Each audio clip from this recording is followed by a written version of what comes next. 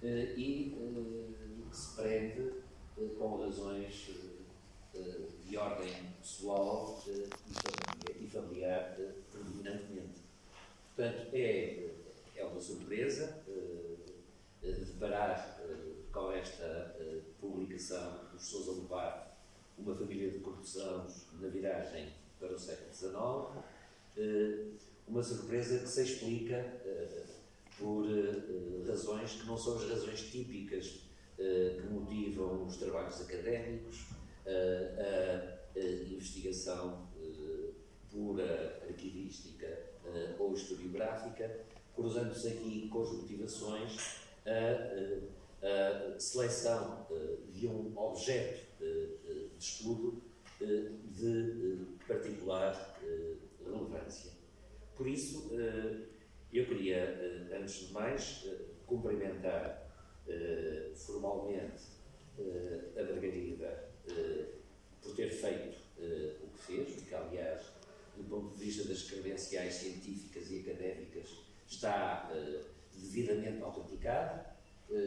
Foi objeto de uma tese de mestrado defendida na Faculdade de Ciências Sociais da Universidade Nova de Lisboa, como, aliás, testemunham todos os agentes envolvidos, quer no desenvolvimento do trabalho, quer na sua evolução até à edição que temos aqui connosco. E diz respeito a um período muito peculiar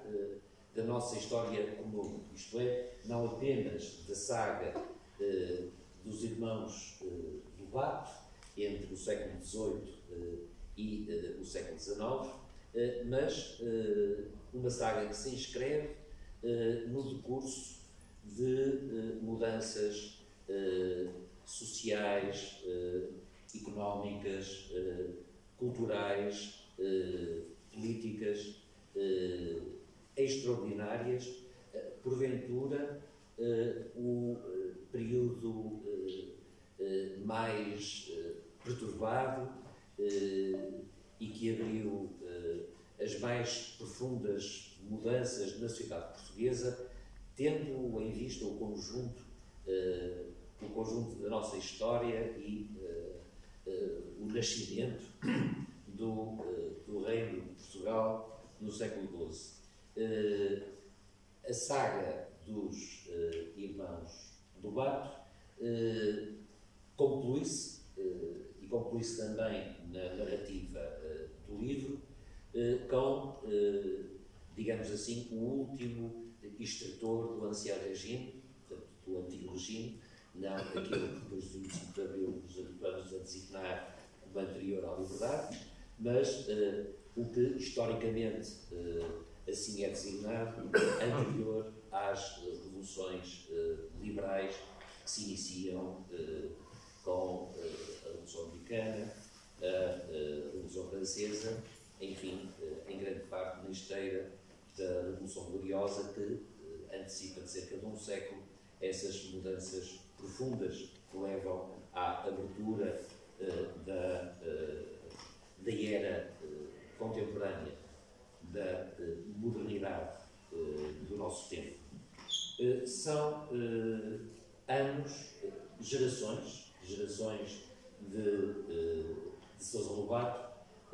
que desde o final do século XVIII até ao final do primeiro quartel do século XX, portanto até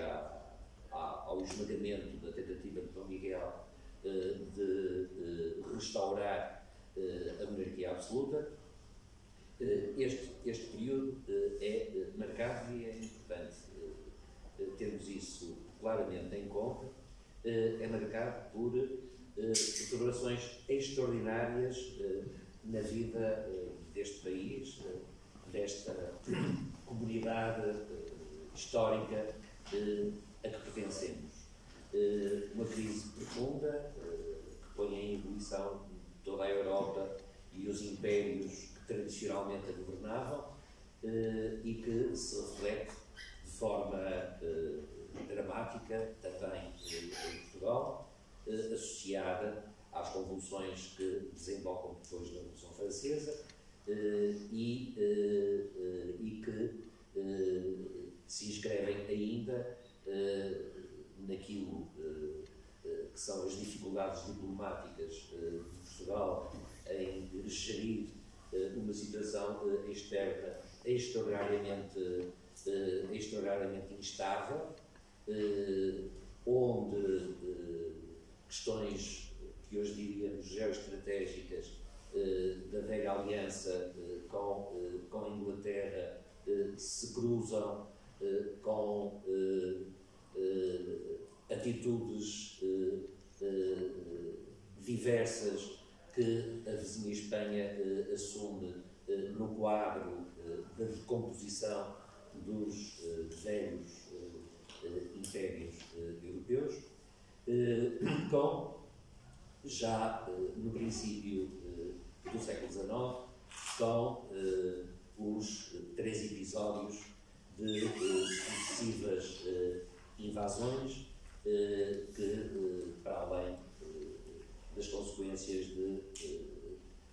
da extensa destruição física do país, têm como resultado a fuga da corte para o Brasil, criando essa situação original de a capital do Império ter ficado instalada no Novo Mundo durante um período ainda longo. Ora, a saga dos Irmãos do Pato inscreve-se, e de sucessivas gerações, inscreve-se plenamente neste período. E deste período vai surgir um Portugal profundamente diverso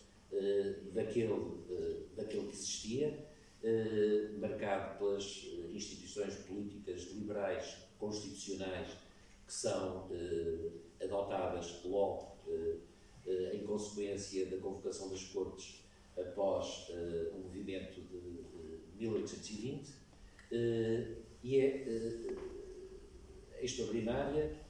a forma como, desde ainda a regência do que viria a ser o rei Dom João VI,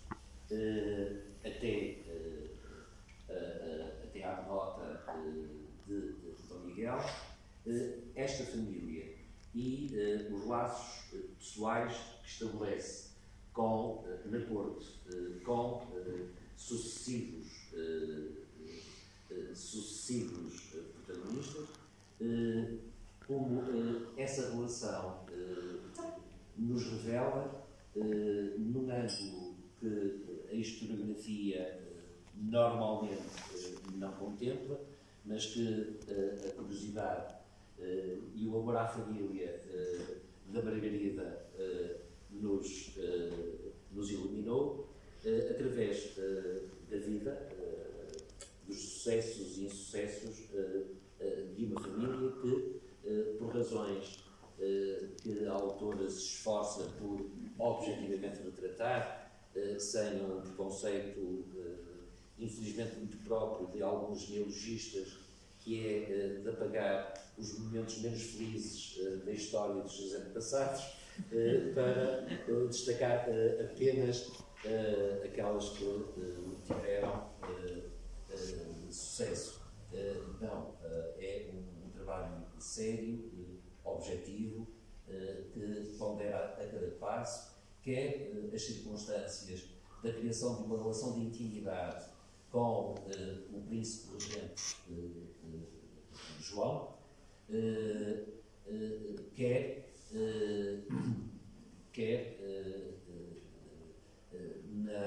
na forma como, perante a conflitualidade política desse tempo, eles se inserem e assumem papéis da maior relevância na condução das decisões, das medidas de Estado que vão sendo adotadas. Portanto, é de facto uma oportunidade de contemplar esse período extraordinariamente conturbado, de profunda fragilização do poder régio e da própria autonomia e independência do Reino de Portugal,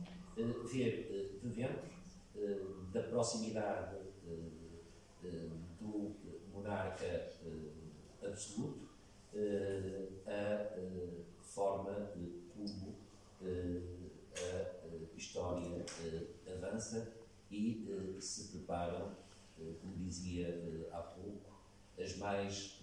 extensas, as mais profundas alterações na forma de vida desta comunidade histórica a que todos pertencemos. Portanto, o que eu tinha para dizer a propósito deste livro, sabendo que a autora, melhor que ninguém, poderá aprofundar algumas das passagens mais curiosas desta publicação, que não se fica apenas para a arquivística, porque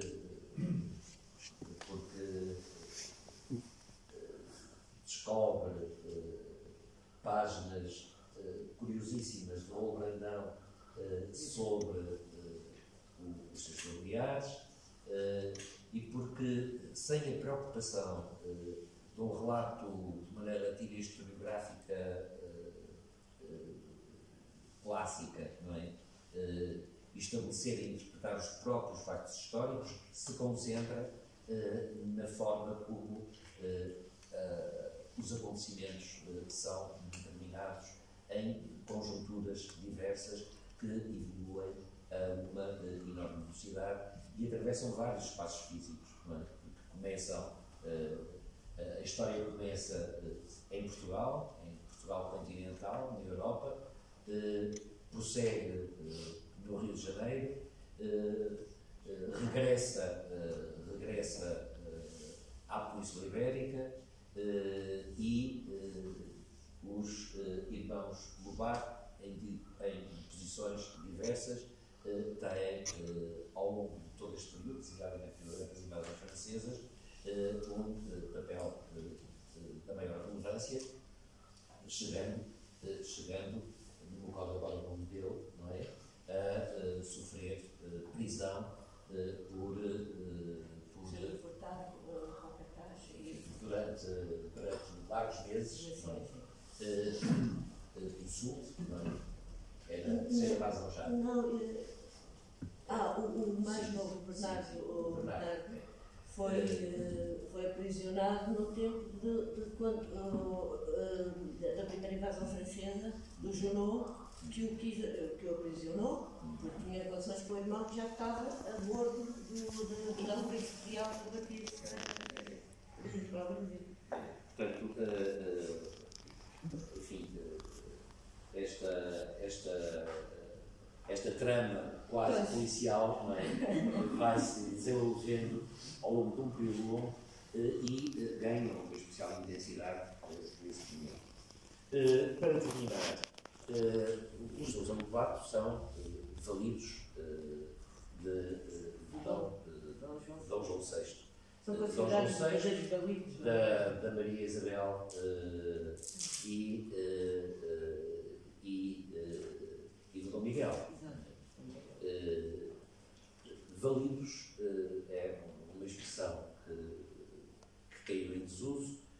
com o fim da monarquia e que tem um sentido muito especial na configuração da corte e na configuração da nobreza entre o final do Antigo Regime, portanto, do século XVIII, e as transformações que o liberalismo constitucional vem imprimir desde o fim do século XVIII e ao longo de todo o século XIX. Portanto, os validos são aqueles que convivendo numa relação de grande proximidade com o rei, portanto, na corte, não é? Que tem lugar e assento na corte, assumem responsabilidades várias que articulam a natureza pessoal da concepção monárquica absoluta do poder, não é? Com a gestão dos negócios públicos e, portanto, com o caráter público da instituição monárquica, pela sua importância não só como veículos de execução das determinações régias, não só por isso, mas pela influência que, de acordo com as suas aptidões, a influência que adquirem por essa relação de proximidade máxima do plano físico e pessoal e pelos favores, não é, que dessa relação resulta, quer na atribuição de distinções nobilitantes, quer na detenção de cargos relevantes e das rendas que lhes estão associadas. Isto é, muito do que era o funcionamento das instituições,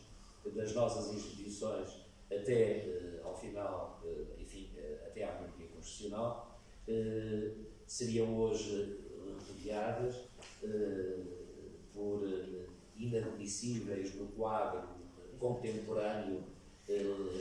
do Estado de Direito, do princípio da igualdade, das exigências de participação democrática, das exigências de transparência de poder. Portanto, todas estas concepções são absolutamente alheias ao universo a que a Margarida nos transporta. E como validos,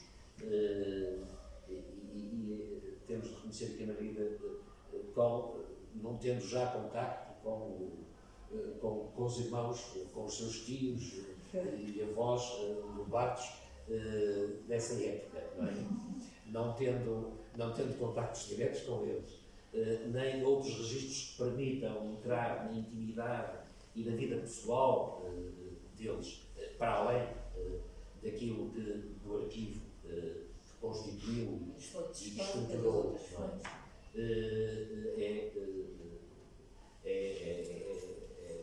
é meritória a forma como se procura reconstituir e compreender, sem fechar janelas, portanto, e, como disse, sem preconceito de salvaguardar, enfim, as representações que a imagem e o exercício da sua influência nesse período tenham obtido, e por isso penso que temos de agradecer uma vez mais à Margarida por nos ter aberto esta janela sobre um período tão especial da nossa história enquanto comunidade política, e, por fim, reconhecer, quando olhamos para as instituições contemporâneas, subordinadas a uma lei fundamental, a um princípio do Estado de Direito, a um regime democrático, onde a proibição da discriminação e exigências de participação política e transparência do poder e da forma como as decisões são tomadas estão constitucionalizadas, estão integradas na nossa lei fundamental, definem o quadro de apreciação dos atos de poder e do governo no nosso tempo. É curioso chamar a atenção para essa curiosidade de até que ponto, com outros nomes e noutras circunstâncias, os validos do século XVIII e XIX persistem no século XXI nas nossas instituições comunitárias. Margarida, muito obrigado. Muitos parabéns. Bom, eu pegando nesta questão dos